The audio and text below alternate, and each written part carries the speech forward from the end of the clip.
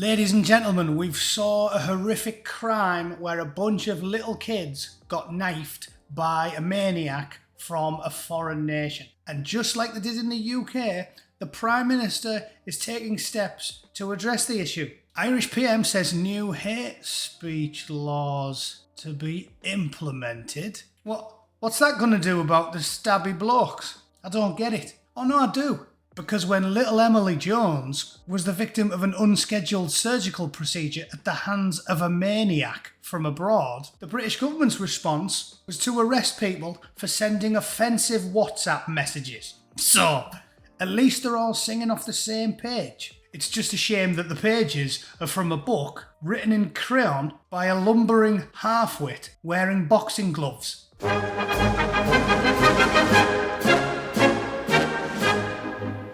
Right, first up, let's just start this video with a warning. If you are allergic to facts and logic, go and hide in a cupboard and listen to an Owen Jones podcast, because this will not be the place for you in 30 seconds time, alright? First things first, why is he doing the world's best impression of soy face? Oh yeah, I know why. It's because that bloke likes to lower himself onto the shower gel bottle whenever he goes for a wash. On Friday, Prime Minister Leo Varadkar made a commitment to take strong action. Strong action against murderers, strong action against rapists, strong action against butchers and killers and slaughterers of innocent women and children. Strong action against them? No, strong action against individuals with racist views who engage in violent confrontations with riot police. Strong actions against people with views. Views that the state doesn't like. How convenient, Leo. The thing is, this reminds me of a video I recently seen on the Lotus Eaters podcast, whereby it was, this lunatic. Common good. Everything needs to be balanced. And if your views on other people's identities go to make their lives unsafe, insecure, and cause them such deep discomfort that they cannot live in peace, then I believe that it is our job as legislators to restrict those freedoms for the common good. Right, so she said, if your opinions, your thoughts, or the things you think and say cause certain groups such anguish that they feel like they can't enjoy their lives, then you must have the full weight of the law thrown at you. So I thought I'd just spend 10 seconds looking for some good examples of things that I would suggest the vast majority of the country would find a little bit offensive and hurtful and upsetting, just to make the point. For example, do you think 9 out of 10 people in the United Kingdom would be offended by, I don't know, let's say gloating about some bloke lopping off heads in the middle of London? What's the problem, man? What about Lee Rufus? What's the problem? No one cares about that guy. No one cares about that. Let that guy die. Don't give a That fat bloke laughs and says, I don't care about the dead guy who got murdered, just a kid.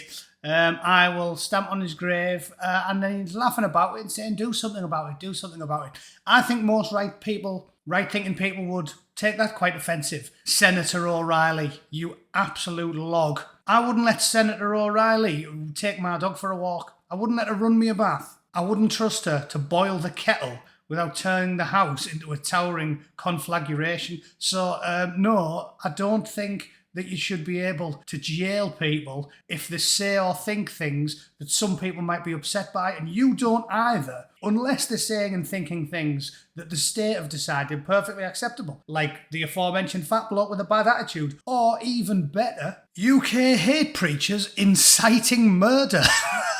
You will note that the police didn't get involved in this case. All that happened was the broadcaster got a bit of a fine. Yeah, the broadcaster fined them, but the bobbies never turned up. Disrespectful people should be eliminated. That's not hateful, that. You sharing a meme to your Irish mate with a picture of Cookie Monster eating a religious book, lol, that's highly legal and that's highly offensive, so you should go to jail. But preaching mass murder, that's all right. Everyone has a bad day, every now and then. The programme in question, Pygal Mustafa, a talk show aimed at young British splendid fellows, was broadcast on May 3rd, 2012. At approximately 1 hour and 18 minutes into the programme, someone said, "What is the punishment for the individual who shows disrespect to everybody's favourite epileptic midget?" In response to the question, he delivered an impassioned monologue saying, "Wait for it, people, this is where it gets good. Definitely not offensive, definitely not against the law, definitely doesn't require the police to get involved. There is no disagreement about this, no doubt about it. Anyone who shows disrespect is death. Death. All the books, can't name the books, and the actions of the companions of the big fella say there is no doubt about it." Speaking directly to the camera, he concludes, "One has to choose one's own method." Yeah, that went well for Ken Bigley, didn't it? Like, when I first read about that, I thought it was at least going to involve like a samurai sword or a chainsaw. The bloke's trying to lop his head off with a potato peeler. It would be more efficient decapitating someone with a stapler. So you best hope they don't get to choose, because it'll be a slightly painful exit. Actually, you could sort of use that as a backhanded. If they allowed you to pick, you could at least have a laugh from beyond the grave and say, "I demand that you beat me to death with a big pink dildo." No one can be more fortunate than the one who loses his life, wealth and children for the sake of glorifying the big man. In the whole world there should be slaves of Mustafa everywhere, and disrespectful people should be eliminated. And he repeats it a couple of times, just for good measure. Nobody ever arrests them. Do you think most people who read that or hear it will be a little bit offended by it? Other than, obviously, the regulars at Alan's legendary snack bar, doesn't seem to upset them very much.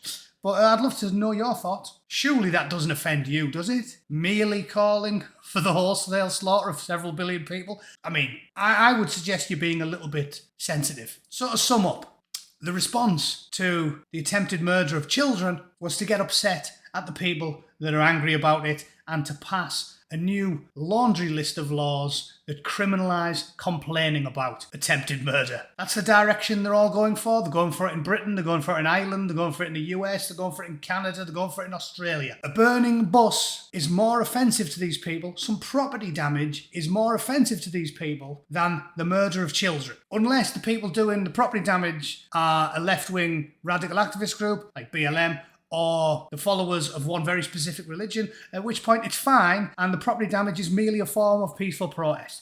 If you can make any of this make sense in your head, hats off to you, you're a smarter man than me. Up is down, left is right, and everybody running the world are completely tonto, especially anybody in the mainstream media, Sky News, Channel 4, BBC, CNN, anybody who works for the state, any of our politicians, and all the House of Lords, and basically the elite psychopaths that run the world from Toronto to Timbuktu. That's where we're at. You have to laugh, because it definitely is funny. Thanks for watching. Please like it and share it if you can be bothered, or join the club down below. And I'll be sending out some merch this week when I get to the post office to those few people that have contacted me. And enjoy the rest of your week. I'll be in touch soon. Toodle pip. Cheers.